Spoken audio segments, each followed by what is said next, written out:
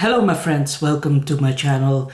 Today is Sunday and that means Coffee Klatch. Coffee Klatch just means I invite you over for a coffee and we have a little chit chat. First of all, it has been a while since you've seen this young lady and she is next to me. Look at how luscious she is, our little Vita. You've seen her, if you follow me for a very long time, you've seen her since she was 5 days old and now she's a big girl.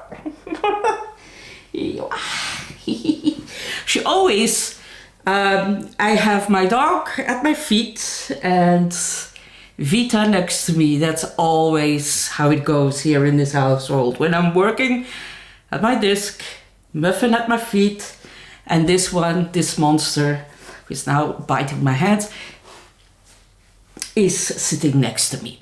I have a couple of books to talk about, but first I will talk about this one. Heerlijk monster. Don't click away. You're not allowed.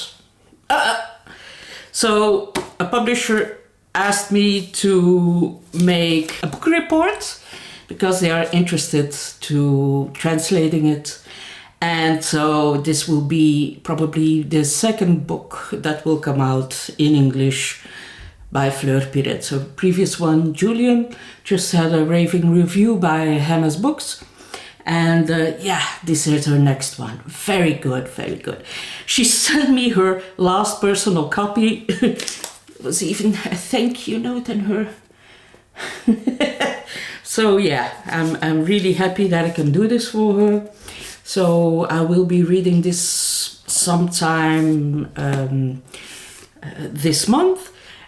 It is about a woman, a writer, who goes to the States to do the tour that Carol did, the Patricia Highsmith character. And she talks about all kinds of stuff. Very good. A very good book. I gave it 5 stars when I first read it. So yeah, that's that. Now, I'm currently reading a book that I predict will take over BookTube by storm. It is called Heart by Great Forest. So it has a sort of Hansel and Gretel theme, and it is written by Georgian Leo Vardiashvili,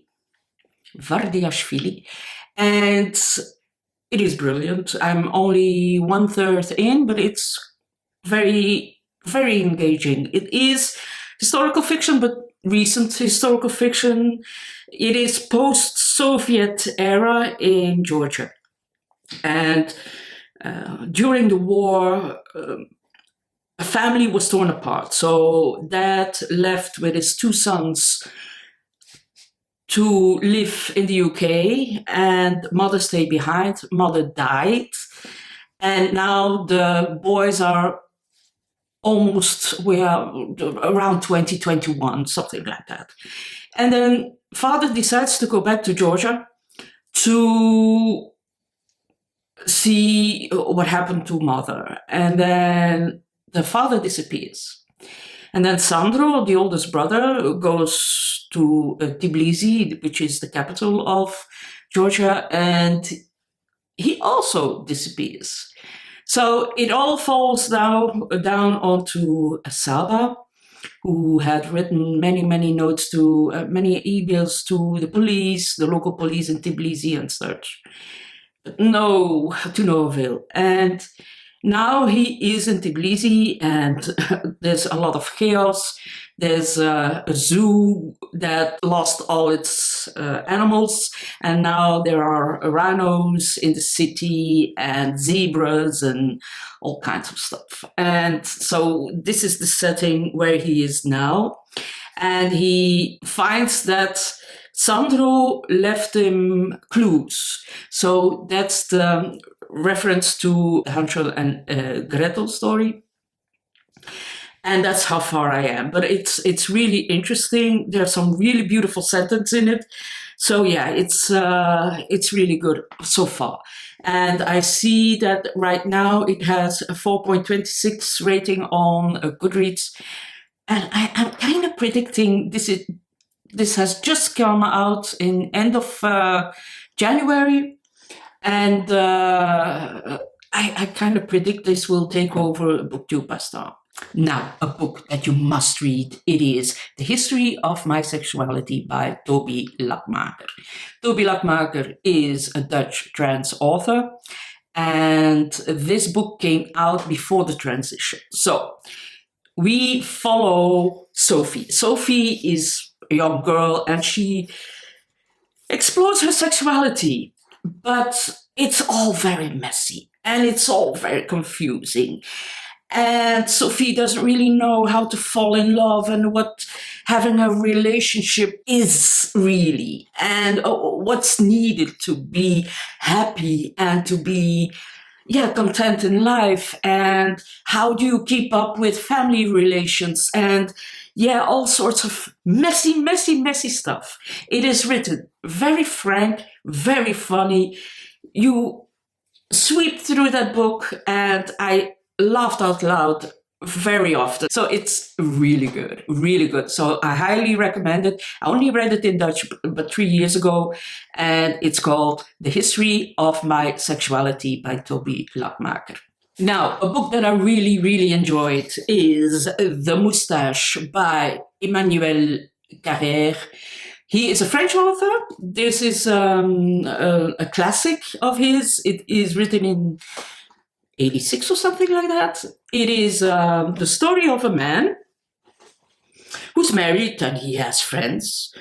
And he always had a mustache. And in a whim, he decides to take it off, to shave it off. And then he is waiting for his wife to see it and to see her reaction. But she doesn't react at all.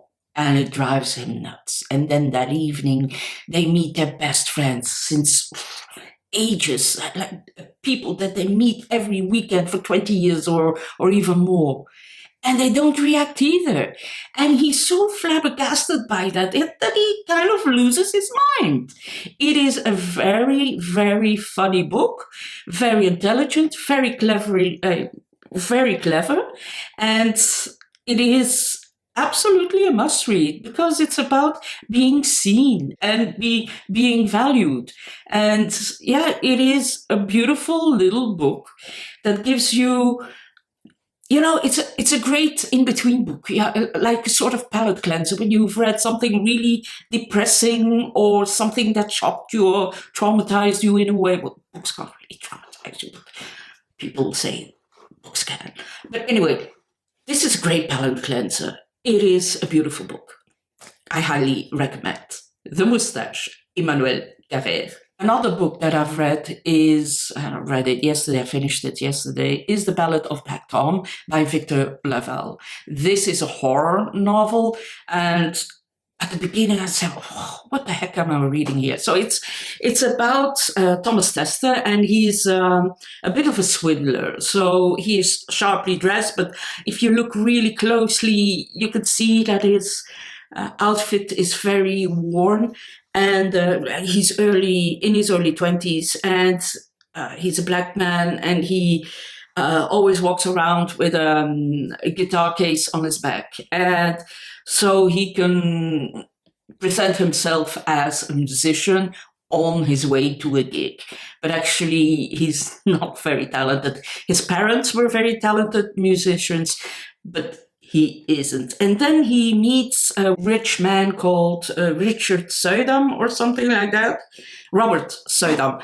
And things go all weird as from then. It is a fantastical horror, I think you can call it, but I found it really enjoyable. It's a good read. Apparently, it's a retelling of one of H.P. Lovecraft's stories. So I'm not really familiar with H.P. Lovecraft, I have to admit. I really want to get to that this year too, but there's a lot on my reading list this year. I had a buddy read this week, an impromptu buddy read with Ollie from Criminoli. We read Pretty Girls together by Karen Slaughter. This book was published in 2015, and it's about a couple, and the man is murdered.